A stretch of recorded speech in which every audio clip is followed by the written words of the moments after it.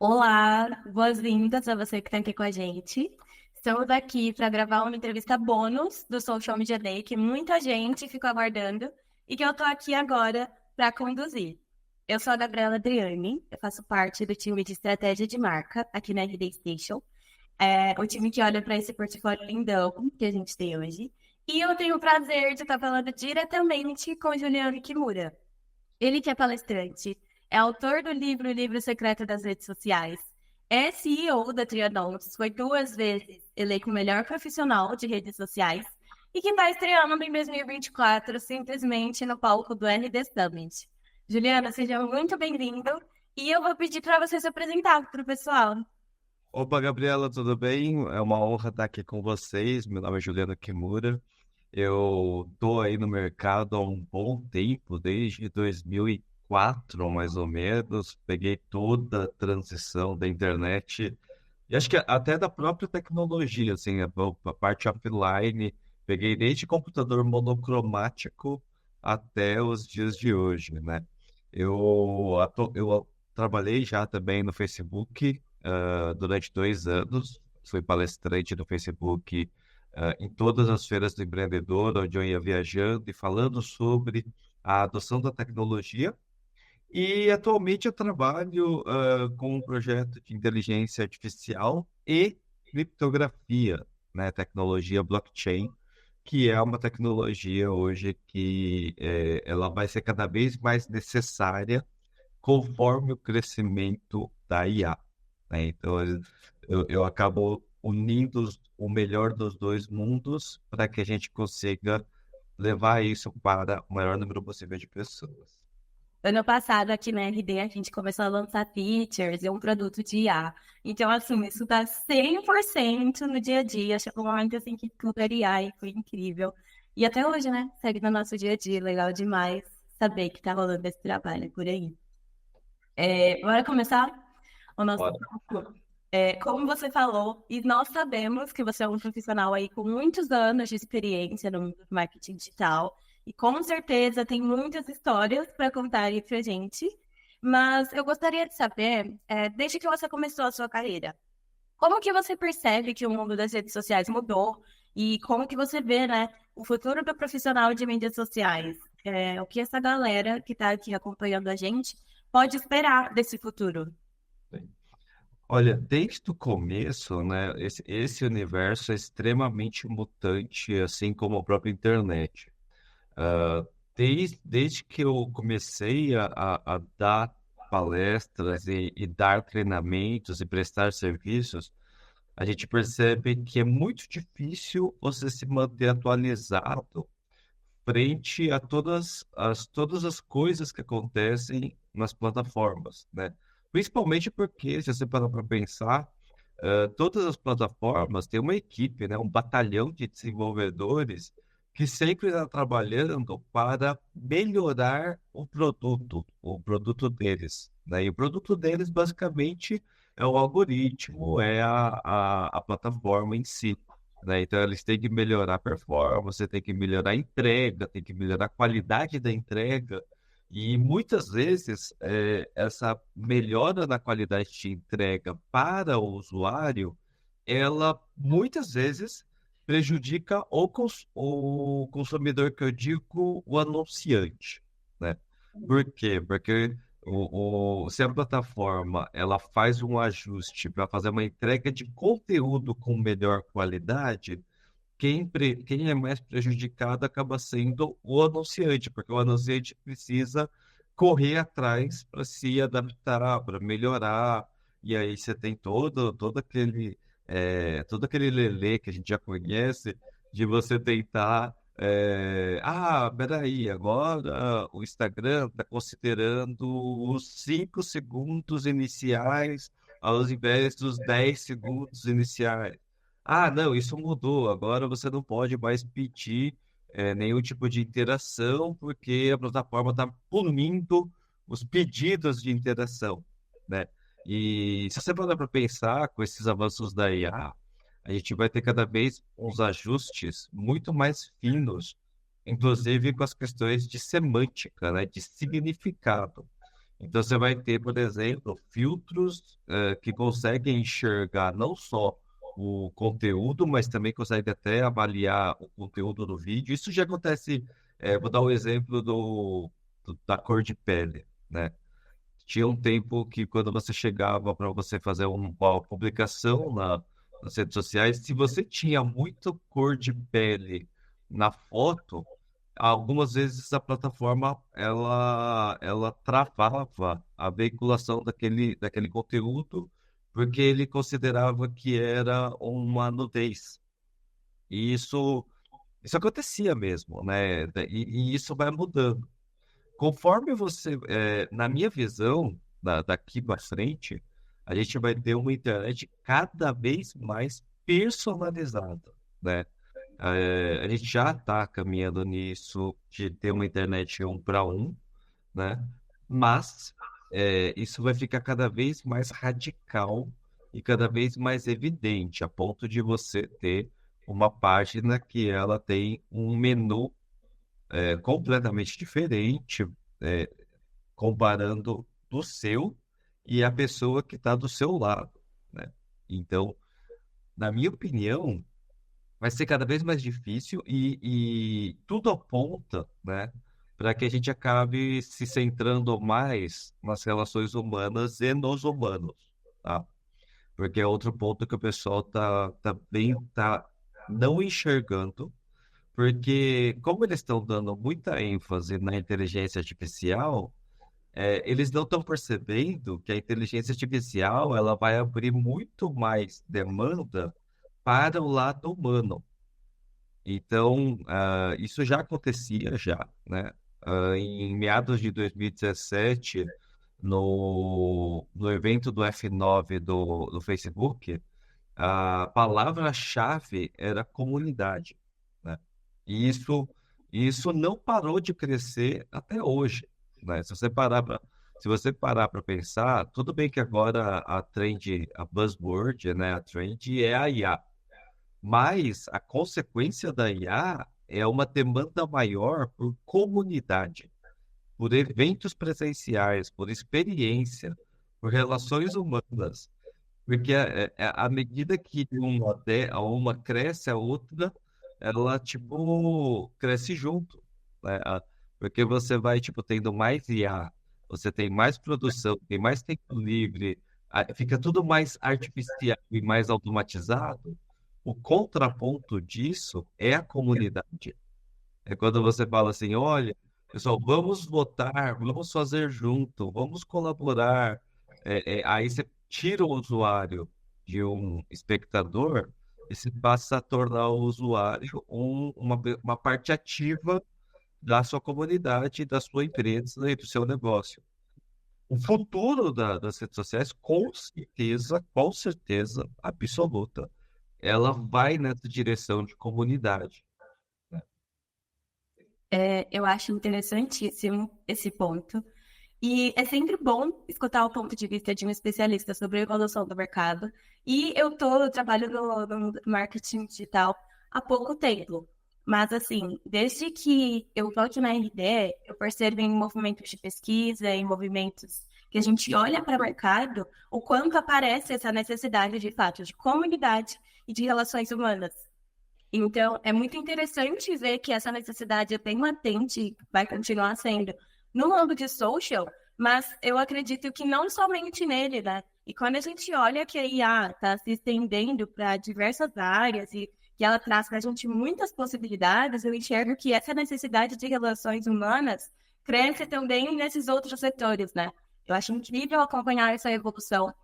E eu acho que entra como um contraponto as dúvidas, desesperos das pessoas quando a gente começa a acreditar que a IA vai passar a tomar o lugar de pessoas. E eu realmente acredito que ela só vai aumentar a necessidade de relações com pessoas. Então é incrível ouvir o seu ponto de vista nisso também. A questão da inteligência artificial é um ponto que, assim, ele vai acelerar muito o processo e é inegável que ele vai ter um impacto no mercado e nos profissionais, assim, isso há mais de um ano vem sendo discutido eu não vejo um evento que não tenha, não trouxe esse tema à tona, né? Inclusive, assim, eu arrisco dizer que todos os painéis tocam no assunto inteligência artificial, independente de qual área, em algum momento vai falar sobre IA. Uhum. E com certeza, assim, o pessoal que já percebeu essa movimentação sabe que isso vai ser uma nova revolução industrial digital que vai realmente mudar. E eu arrisco dizer que, assim, quem não se atualizar, com certeza vai ser o mais, é, vai pegar o maior dano, na verdade, né? Porque você não vai ser substituído pela IA, mas possivelmente você vai ser substituído por quem está usando melhor a IA. Sim. Isso é muito interessante porque no nosso panorama de marketing e vendas de 2024, a inteligência artificial seguiu como a maior tendência do ano, repetindo aquilo que a gente já viu no panorama de 2023. Então, fala muito sobre isso que a gente está conversando, né? Como que você vê esse cenário e como você entende que as IAs vão alterar o rumo profissional de quem trabalha com marketing digital? É justamente nessa questão de atualização lá. Sim, sim. A gente tem um ponto que é muito interessante. O processo de adoção de tecnologia, ele é um processo que ele vai pegando as pessoas por camadas, né? Aos poucos, né? Se você parar para pensar, desde que eu trabalhei no Facebook até hoje a gente ainda fala sobre a adoção de redes sociais em marketing. Tipo, até hoje, a gente tem dúvidas, pessoas tentando entrar, né? Tipo, isso é um processo, né? E a gente está falando de mais ou menos 10 anos atrás. Isso, para mim, foi em 2014. A gente está em 2024. Então, assim, em 10 anos, a gente ainda tem alguns debates sobre o uso de redes sociais para negócios. A IA, ela vai ser o mesmo processo, porém, de um jeito diferente e talvez mais acelerado. Então, se a IA ela está entrando no mercado agora, eu arrisco dizer que a gente tem aí um período de 5 anos de adoção, de 5 a 10 anos de adoção. Assim também como foi com a propagação da internet de banda larga, né? Porque é um processo demorado até chegar, as pessoas entenderem, começar a colocar no dia a dia. Porém, a IA ela vai ter um impacto ainda mais avassalador, porque diferente das redes sociais, que é uma ferramenta de comunicação, de conexão, ela tem uma curva de adoção um pouquinho diferente.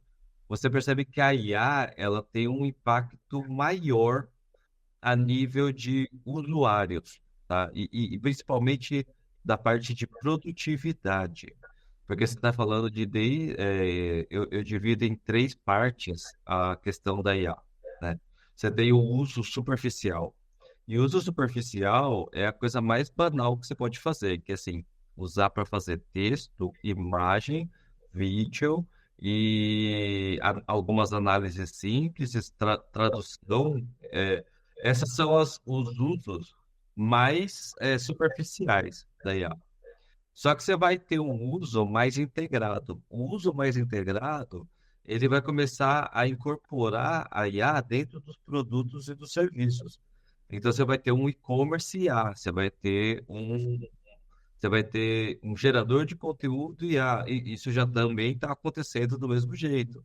Você tem uma IA que gera conteúdo para redes sociais com alta qualidade, produzindo imagem, produzindo vídeo, escrevendo texto, botando hashtag, faz isso em 3 minutos.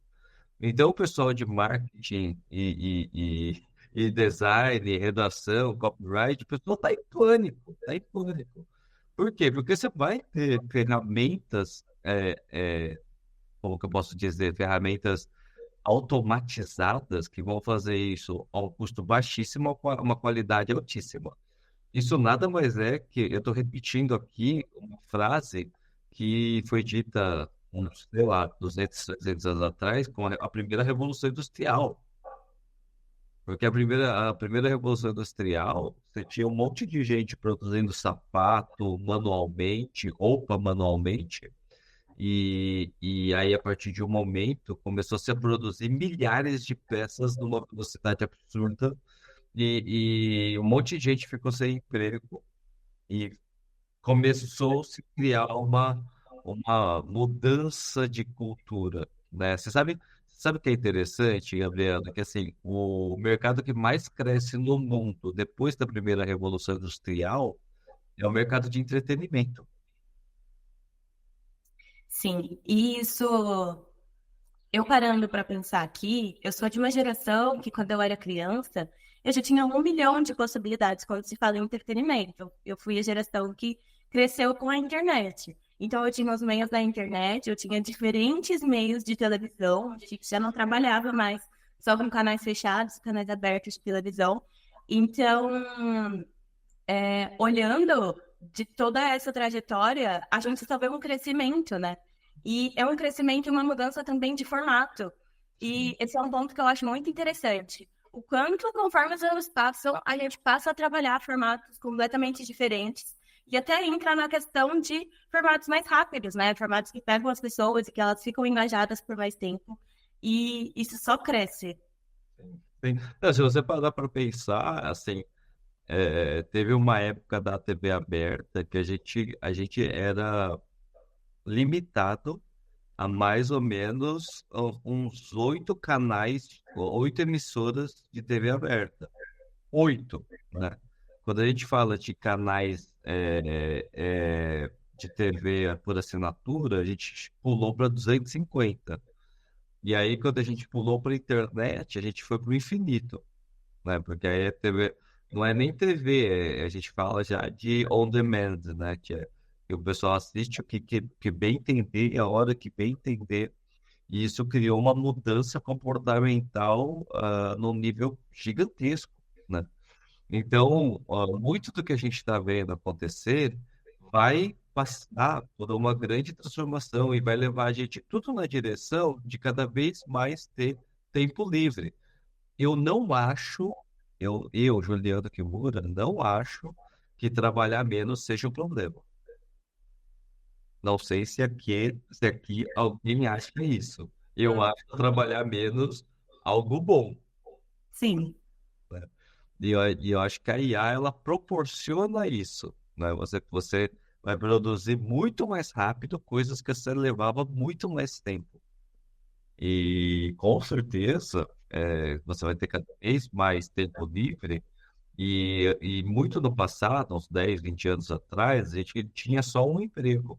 Hoje é muito normal você ter 2 empregos, 3 empregos, porque você vai se adaptando, você vai mudando e você vai criando outras formas de renda, né? Então, por exemplo, a pessoa trabalha fixo num lugar, empreende em outro e ainda corre de aplicativo no horário livre.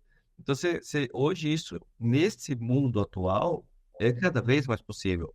No mundo futuro com a IA, olha, Gabriela, eu acho que as pessoas vão ter, tipo, 7 empregos, 8 empregos, uhum, cada vez mais ocupações, né? Então, com certeza, a gente vai ter uma grande mudança. sim.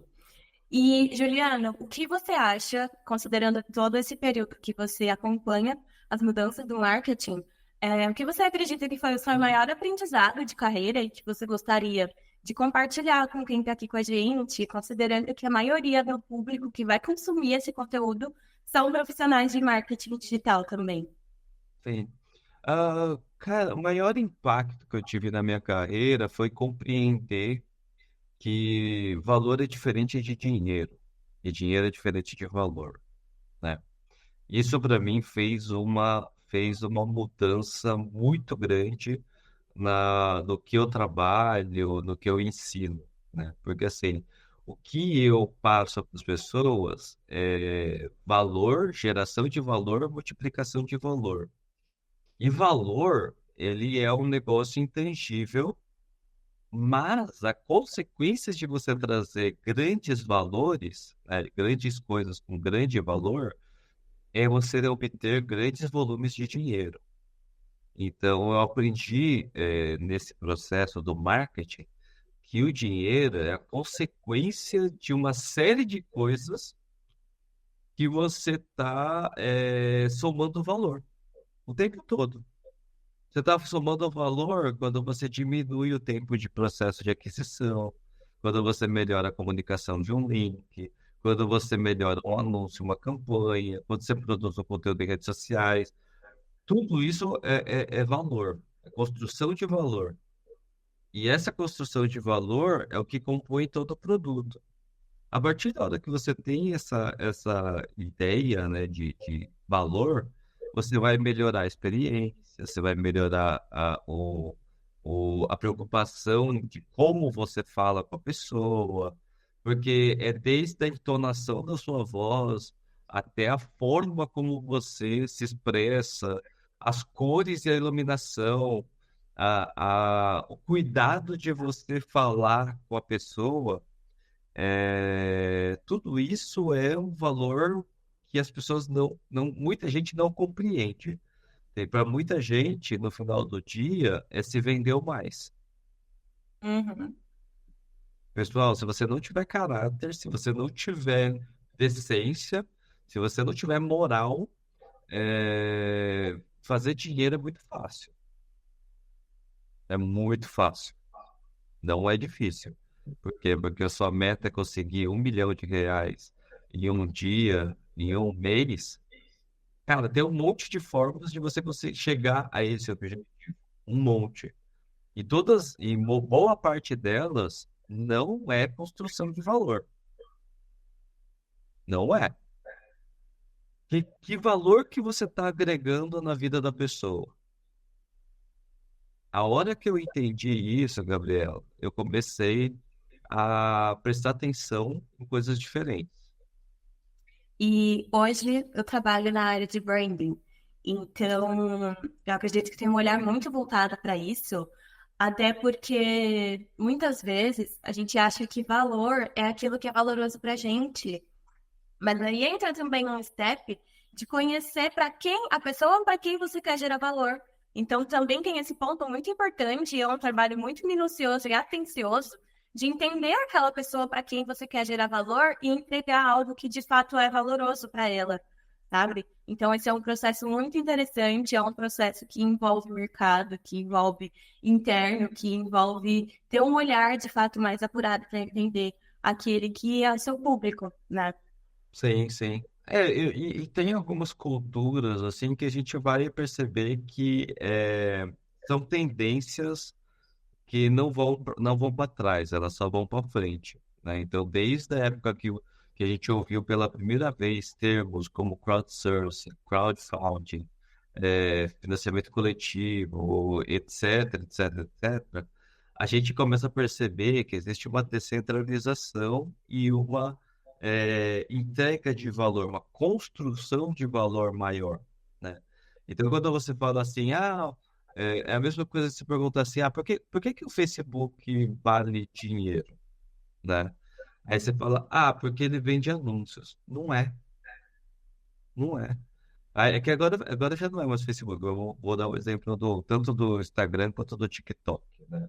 Por que que eles valem dinheiro? Porque você tem lá o tempo das pessoas e a conexão das pessoas. E ali tem gente ensinando dicas em microminutos, micromomentos. Tem gente ensinando coisas, desde coisas simples até coisa banal e até besteiras, mas as pessoas estão lá, estão dedicando tempo. E o tempo é o recurso mais escasso, mais democrático que existe hoje no planeta.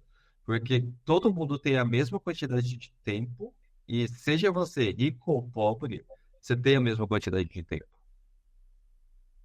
Então, o valor desse tempo, que você tem atenção desse tempo, é um valor que, assim, é caríssimo. Uhum. E eu percebo que nessas redes sociais, cada vez mais tem sido trabalhado a identificação e criação de comunidades. Então, hoje os criadores de conteúdo, eles passam a construir públicos com base naquilo que ele trabalha, de pessoas verdadeiramente interessadas em conhecer outras pessoas que consomem aquilo que elas acreditam e aquilo que elas gostam. Então, rolando ali o feed do TikTok, você percebe que tem diferentes comunidades. Tem a comunidade da fitness, ultimamente tem aparecido a comunidade da corrida, tem a comunidade que curte mais coisas de beleza, tem game, então tem tudo. E eu acho que é uma rede social muito democrática e o formato tem sido muito democrático para as pessoas de fato acessarem outras pessoas que curtem e acompanham aquilo que elas gostam. Então é um movimento bem diferente quando você olha, por exemplo, para o Facebook. Porque é uma rede social que, de certa forma, teve uma criação de comunidades quando a gente olhava para grupos e canais, mas hoje a gente vê que esse formato já mudou completamente, é acessível e eu não imagino, sinceramente, para onde ele vai evoluir. É um ponto que eu tenho curiosidade. Ah, E tem que é um ponto que não vai morrer, sabe?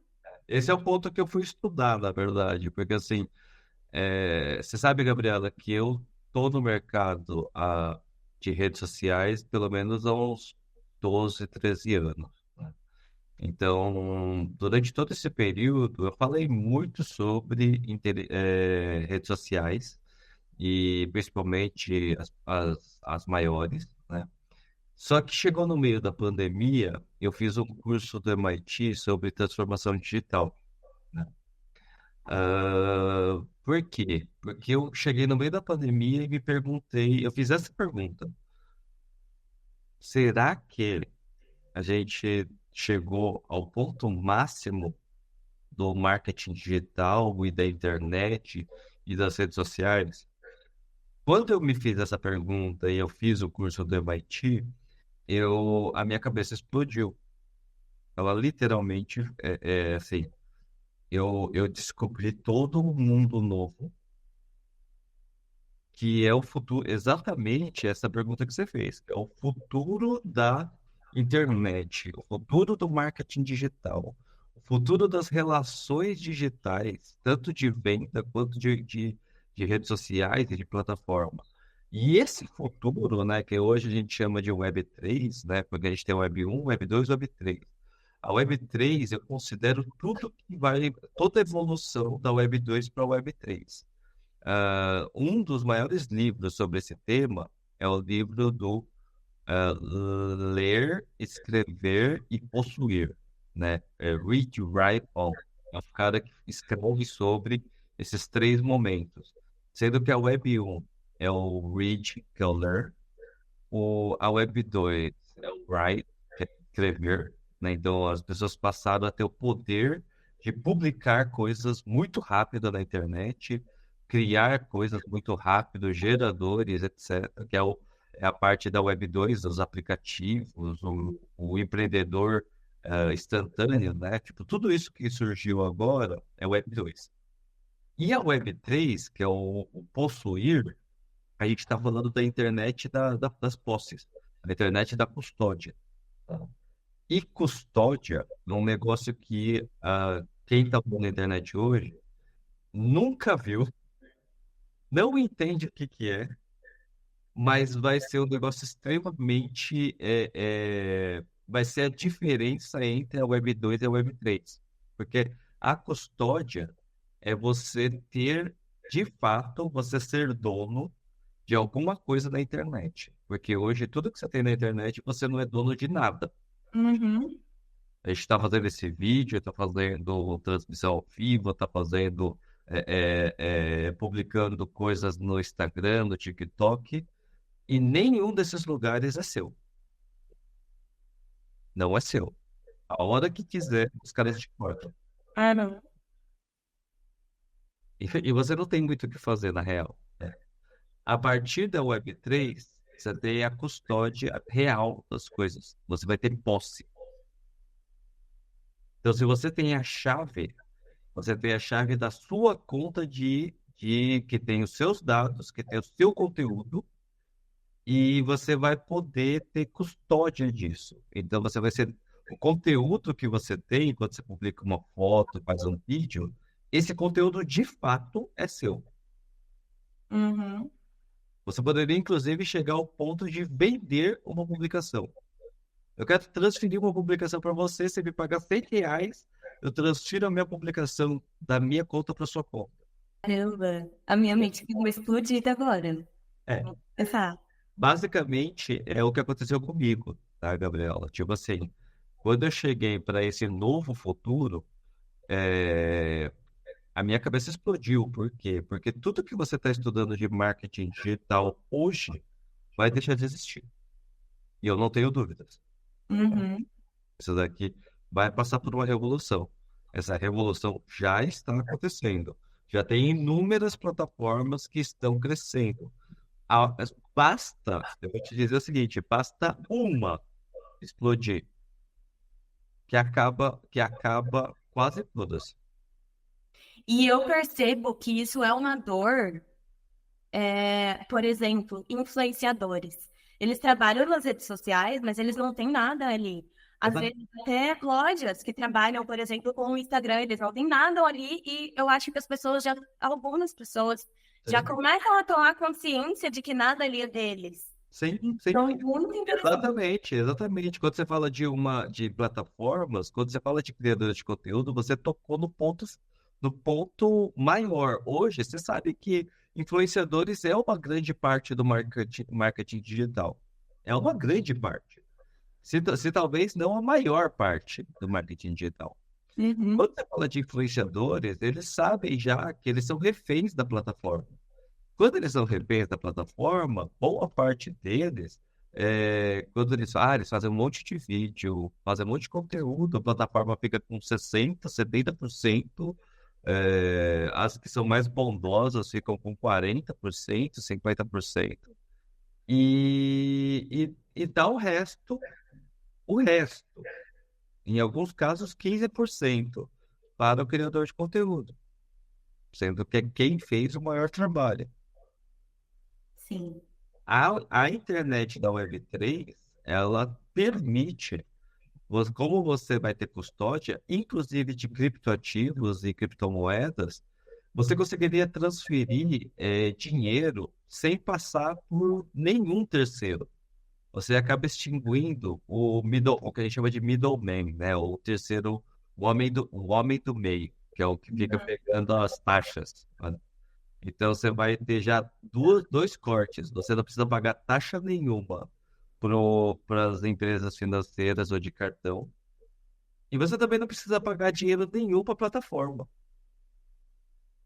O dinheiro sai direto do usuário para o influenciador. Eu vou passar o resto da minha semana matutando isso na minha cabeça. É realmente um futuro que eu sabia que a dor existia, mas eu não imaginava que seria trabalhado dessa forma, sabe? Incrível. Isso vai acontecer, já está acontecendo. Plataformas já estão atingindo aí mais de 100 milhões de usuários dentro da blockchain. 100 milhões de usuários dentro do cenário da internet não é nada. E a gente está vivenciando aqui a segunda bolha da internet, tá? Porque a primeira bolha da internet acontece lá meados de 90 e pouco, né? 1990 e pouco. Mas a segunda bolha da internet, ela explode agora com a Web3. E aí tem um monte de gente que vai falar assim, ah, não, Juliano, isso tá muito longe, isso tá distante, isso não vai acontecer.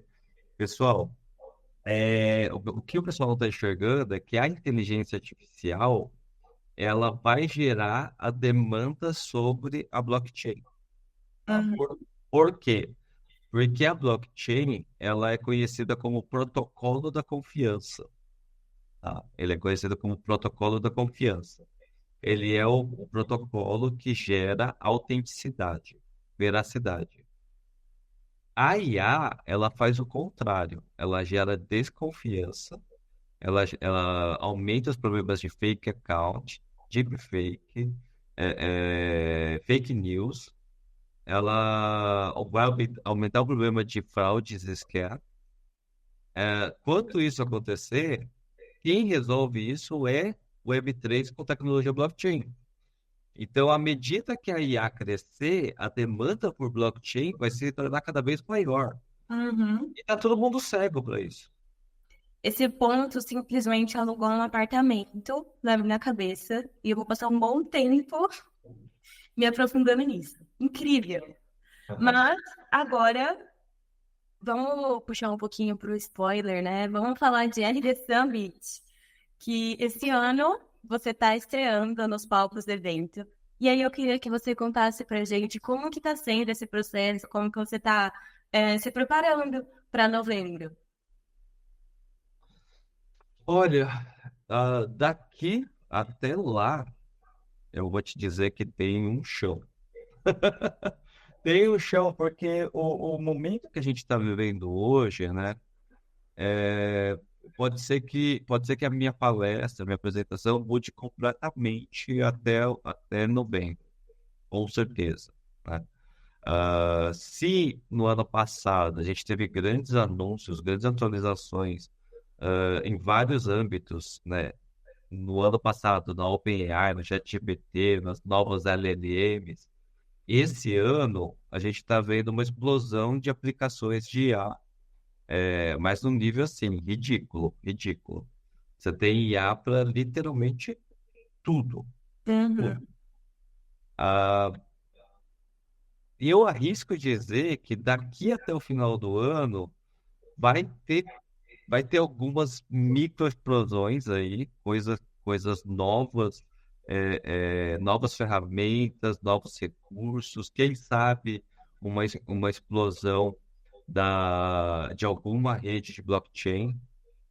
Porque a gente teve umas movimentações que quem está estudando essa tecnologia, que é emergente, viu que esse ano foi aprovada a ETF da Bitcoin em janeiro e a ETF do Ethereum agora em junho. Basicamente, essas aprovações é como se o governo norte-americano estivesse virando e falando assim: olha, criptomoedas é uma coisa real e confiável. Porque eles aprovaram uma entrada como se fosse numa bolsa de valores. O pessoal pode poder investir nessa, nesses ativos, né? Tanto Bitcoin quanto Ethereum. Quando isso acontece, esse ano ele tem um período de adaptação para que o pessoal possa, de fato, tornar isso real. Isso vai acontecer em um período de mais ou menos 6 meses a 12 meses. 6 meses cai muito próximo do nosso papo aí, logo, logo, do nosso papo que está chegando, Sim, entendeu?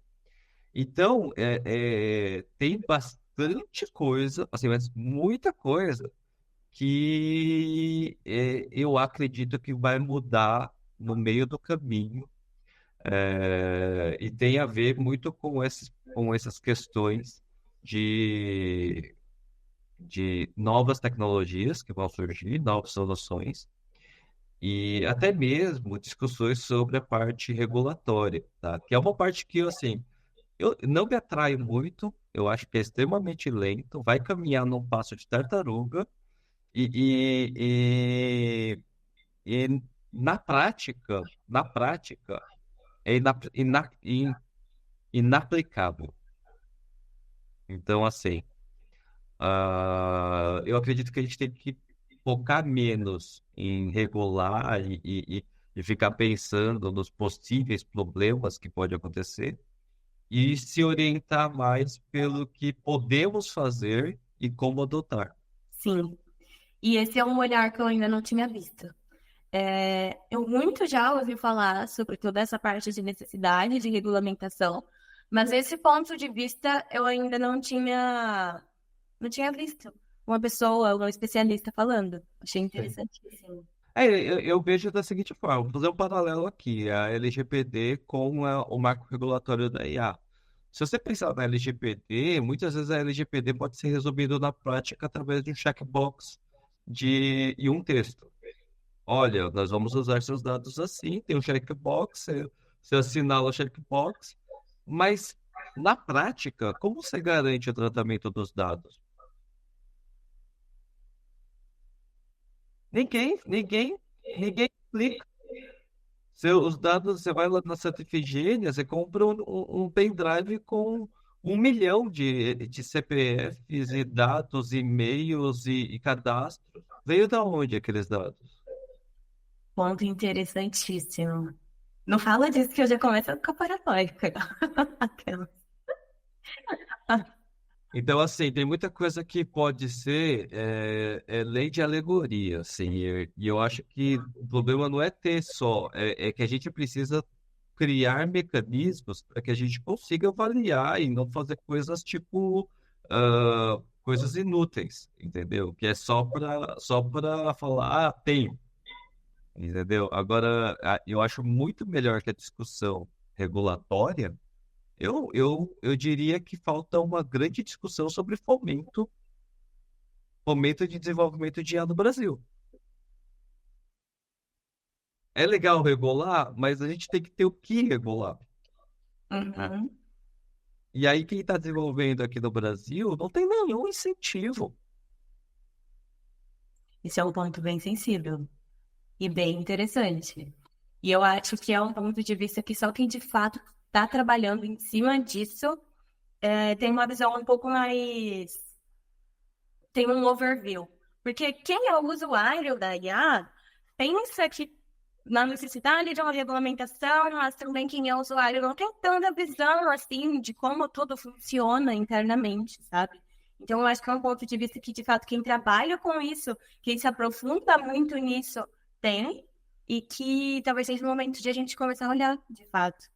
A gente tem que olhar, inclusive eu estava num fórum, né, que discute sobre o que queremos da IA, né, que envolve o marco regulatório da IA. É uma discussão que vai acontecer ao longo de um ano. Eu contribuí também com umas considerações sobre o material de feedback sobre a PL 2338, né? Muitas delas, e se você comparar a nossa proposta de PL, graças a Deus não foi para frente, ah, a proposta inicial, ela era comparada, ela é inspirada na Europa, né? E o modelo da Europa é um modelo extremamente rígido, que na internet ele não é muito elogiado, né?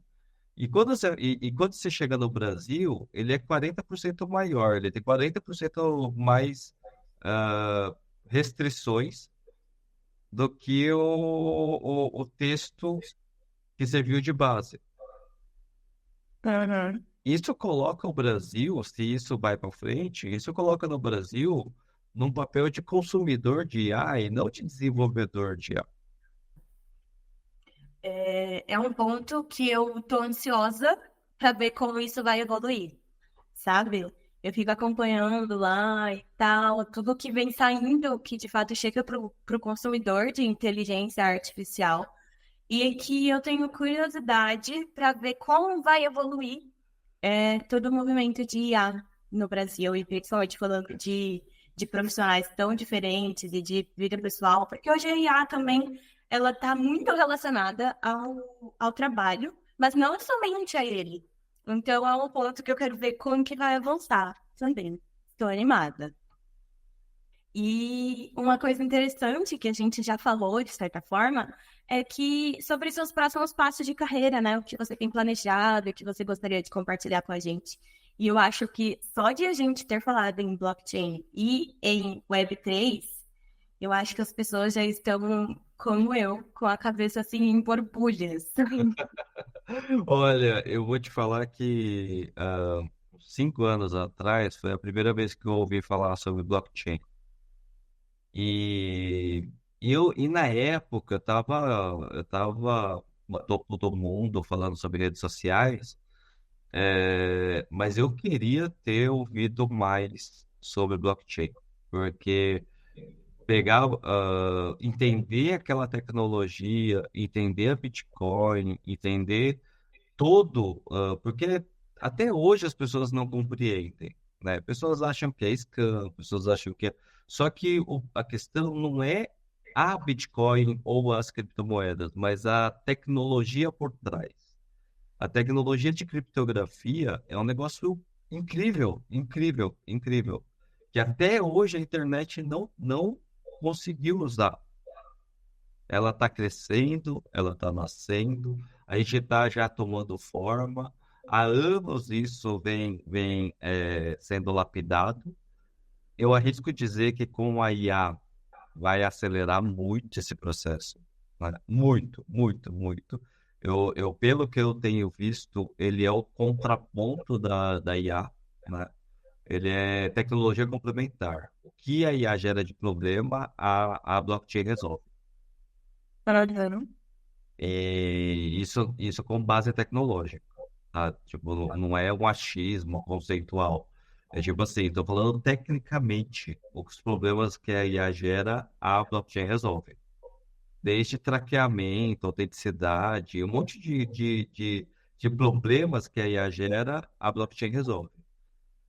Quem está vendo isso já está tipo uns 10 passos na frente do que vai acontecer com a internet. Então, logo, logo vai ter e-commerce com blockchain, com IA. Vai ter logo, logo serviços geradores de tudo que você puder imaginar com blockchain, com IA. Eu acho que como eu vou me preparar hoje, né? Eu vou te dizer o seguinte, Gabriela. Hoje eu estou estudando isso e é meio que assim, correr numa roda de hamster, assim. Tem muita coisa, mas muita coisa acontecendo simultaneamente em várias tecnologias blockchains no mundo. Várias, várias. Só de camada um deve ter mais de 200. De camada 2 deve ter mais de 1.000, né? Que são redes. Não dá para você acompanhar todas elas. E aí vem a palavra comunidade de novo, né? Hoje eu participo de comunidades que estão trocando conhecimento, práticas, aplicações, experiência para conseguir construir a Web3, né? Então, participar de comunidade hoje é a única forma de você ter conteúdo de qualidade com curadoria na mesma velocidade que as tecnologias estão crescendo. É a única forma. Então, eu tenho participado de comunidades Web3, dos mais variados tipos, para ver o que o pessoal está publicando, colocando no ar, porque as aplicações são muito incríveis, Gabriela. São aplicações que, assim, você fala, cara, quer dizer que eu consigo criar um sistema infraudável eleitoral, um voto por ser humano, sem a necessidade de urna eletrônica? Olha, você me deixou com uma pulga atrás da orelha e com uma nova obsessão, que eu vou sair daqui e a minha obsessão vai ser me falando mais sobre o Web3 e sobre todas as movimentações que isso vai envolver. Mas chegou a hora, estamos chegando ao fim do nosso papo. Juliana, foi incrível trazer essa entrevista para o pessoal. Conhecer mais sobre o seu ponto de vista foi muito valioso. Seus insights foram muito agregadores para mim. E eu tenho certeza que foi muito agregador para quem acompanhou aqui com a gente. E fica à vontade para se despedir do pessoal. Bom, pessoal, muito obrigado. Espero que vocês tenham gostado aí. Eu vou estar logo, logo nos palcos aí do RD Summit. Vou contar uma série de novidades que eu tenho visto aí pelo mundo. Quem quiser explodir a sua cabeça umas 2, 3, 4 vezes, vem para a palestra. Vai ser muito legal. E quem quiser me acompanhar um pouco no Instagram e nas minhas redes sociais, no LinkedIn, é muito fácil me achar, @Juliano Kimura ou Juliano Kimura. Eu adorei bater esse papo. E eu tô empolgadíssima para assistir a palestra no FD Summit. Até lá, eu já vou ter entendido um pouquinho mais sobre a Web3 que vem aí. Juliana, muito obrigada, foi incrível. Tchau, tchau. Obrigado, pessoal.